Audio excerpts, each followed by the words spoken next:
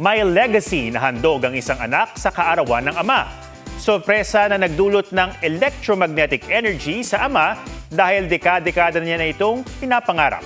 Pusuan sa report ni Ian Cruz.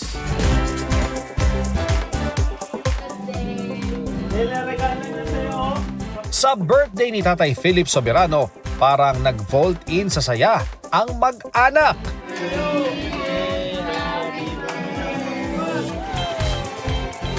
Lalo na sa sorpresa ng anak niyang si Pauline.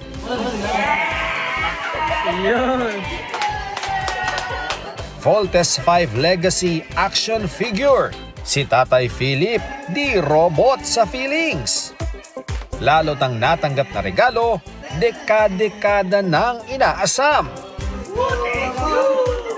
Sa sobrang tuwa niya, agad ipinagyabang sa mga kumpare at mga kapitbahay.